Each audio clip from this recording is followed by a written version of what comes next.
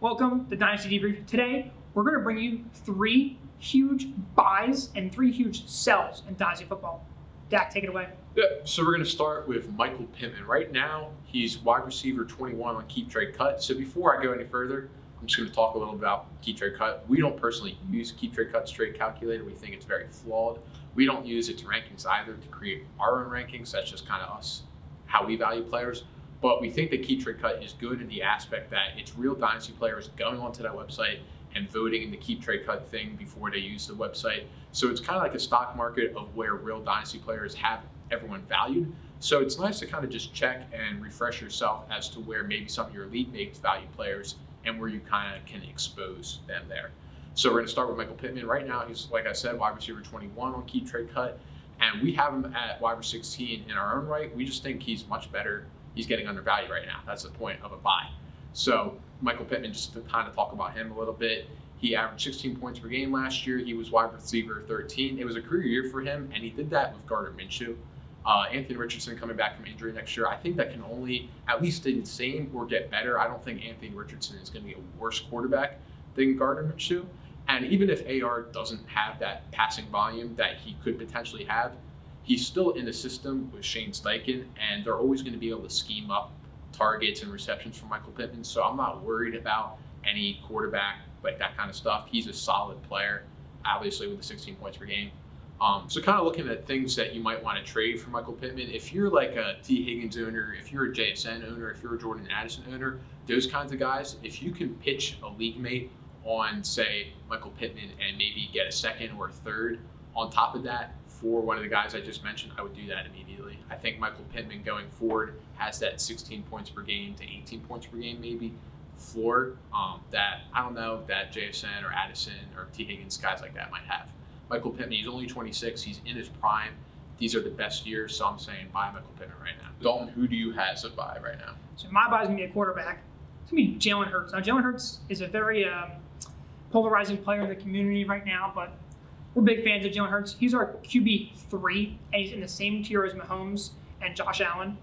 Keep Trade Cut, he's QB5 or 6, depending on what time of day you look at it, because that fluctuates so much. But the main point is the tier break they have there. They have him in that next tier down from your Mahomes and Allen, and that just simply should not be the case. Hurts had 22 points per game last year. In a year where he was hurt, you could see that he was not playing up to his full potential whatsoever. Neither was the entire offense. The offense just looked bad in the second half of the year, and Jalen Hurts still put up high-end QB1 numbers. He was QB2 in a year that was probably one of his worst years in the near future, so that's exciting. He still has pretty much the same elite cast around him. He's going to have A.J. Brown. He's going to have Devontae Smith. He's going to have Dallas Goedert. And he still has most of the O-line. Swift, we'll see, but they're probably going to have a decent running back there too, so just another good offense. Brian Johnson's gone. Moore is in. He's going to like to pass the ball. Jalen Hurts is going to love it. He's going to be an elite dynasty quarterback for the near future. And what we're seeing right now is players like Lamar Jackson getting that bump over him because of real life success, like the playoffs and shit. We don't care about the playoffs. We don't care what the quarterback does in the playoffs. It doesn't matter. It doesn't affect fantasy points, right?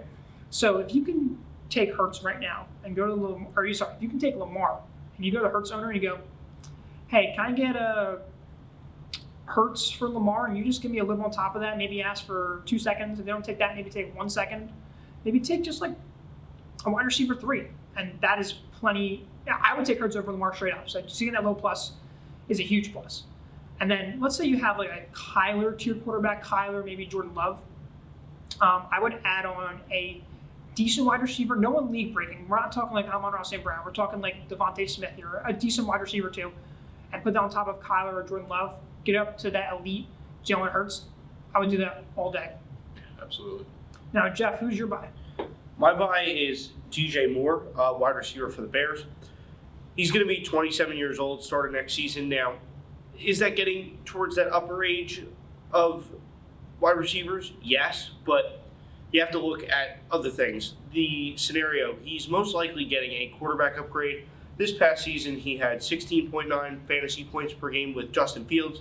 Many people like to discredit Justin Fields as a passer. Caleb Williams is a much better passer than Justin Fields, if that's the route that the Bears decide to go, which most likely they will. DJ Moore right now is priced as wide receiver 17 on Keep Trade Cut. We have him as our wide receiver 12. 1,400 yards this season with Fields again. Going to be getting that quarterback upgrade most likely with Williams. Even if they keep Fields, he did put up 17 fantasy points per game this year. It's still outstanding numbers. Regardless of who's playing quarterback, he's shown that he can do it no matter what.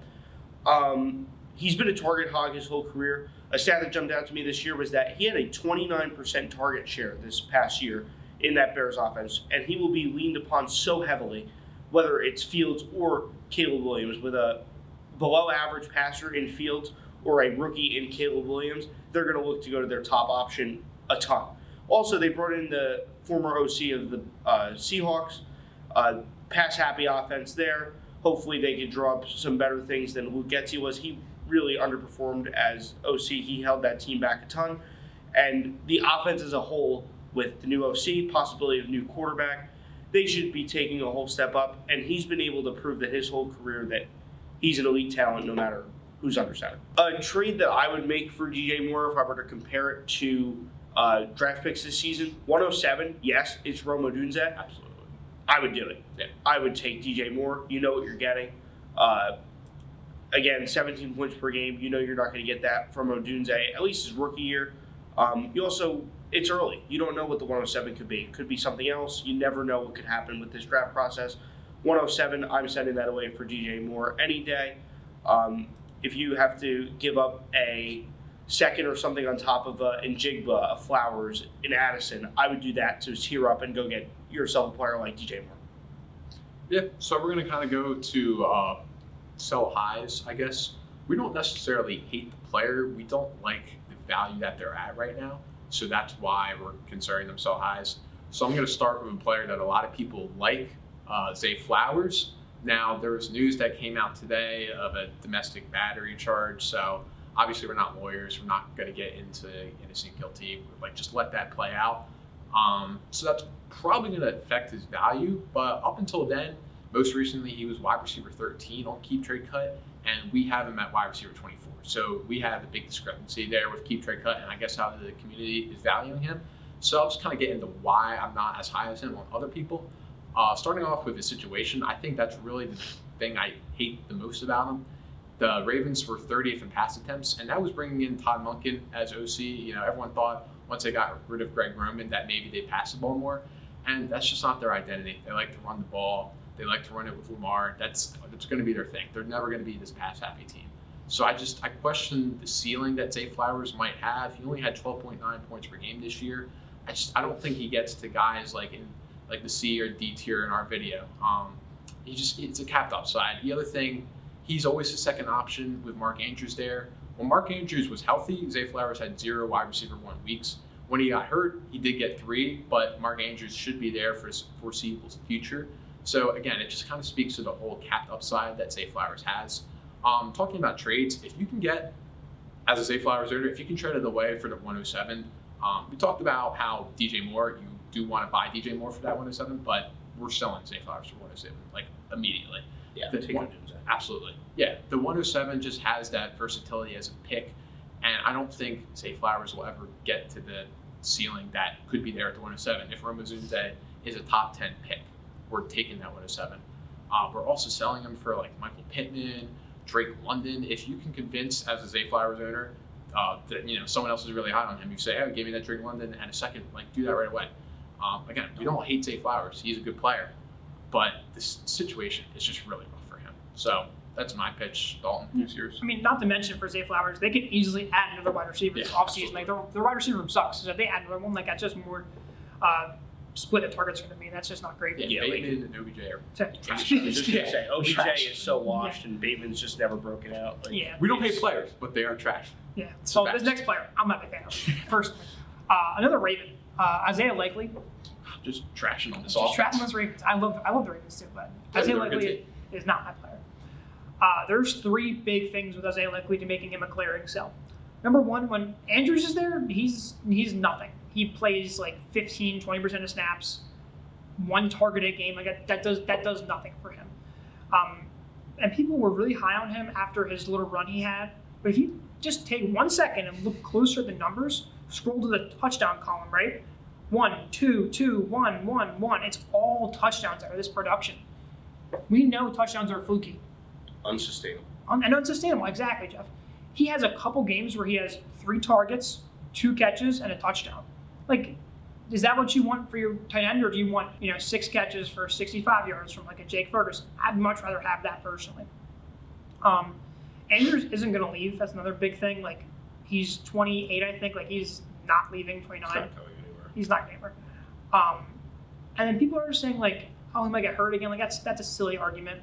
And the one other thing is like, when Andrews is there, he doesn't have any impact. And if he was truly a special talent, like some people think he is, he would make his way onto the field. He was forced to on the field, but he simply does not do that. So if you go and keep Trey Cut right now, he's valued above players like Deontay Johnson, Dallas Goedert, early to mid, 24 seconds. We're taking all of that in a heartbeat. You can sell him for a mid-second, like just take that reroll. Go get yourself a better wide receiver.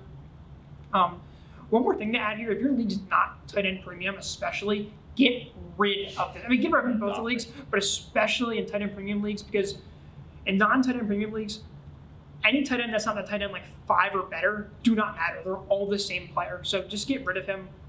And another trade that we would like to do, if you can send Likely and a wide receiver like Chris Godwin, if you can get up to like Pickens or DK Metcalf, like just do that in a heartbeat. Go sell Likely. He is nothing to you. He means nothing to you. He is nothing as a human being. He's completely fine to get rid of him. All right. No one wants him. That might be a little too far. He's a human being. Yeah, whatever. I think the point is we want starters at our tight end spot. We don't want backups on a real NFL team. We want a starter.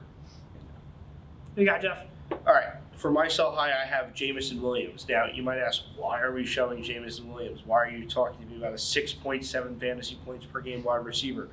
He is priced as wide receiver 37 on Keep Trade Cut. A couple names that he's ranked ahead of wide receiver wise: Keenan Allen, Calvin Ridley, Deontay Johnson, Marquise Brown. He is far behind those players. In his 20 games in the league that he's played, he's only had 5 receptions in one of those games. That is not good. He's never eclipsed the number of 75 receiving yards in a game. That's a normal game for any mediocre wide receiver that they get at least a couple times. But no. He's also fallen under the 1.5 number in yards per route run in both years in his career. He's also had off-the-field problems with injuries, with gambling, with God knows what. But let's not overreact to his big NFC Championship gadget performance where he caught an end around and had 2 receptions or 1 or 2 catches in that game. Take any second and simply re-roll on Jameson Williams. Take any of those players that I mentioned and just move on and smile and go about your day, because he is nothing close to his wide receiver 37 price on Keep Trade Cut, and I'd be looking to get him off your team almost immediately. Jeff, he's fast. He's really fast. He's fast. Come on, he's going to be good. He's fast, but he's also in an offense with Amon-Ra St. Brown, Samuel Porter, Jahmyr Gibbs, David Montgomery. As far as being fast, he's not even, like, we talk about Zay Flowers being a gadget player, right?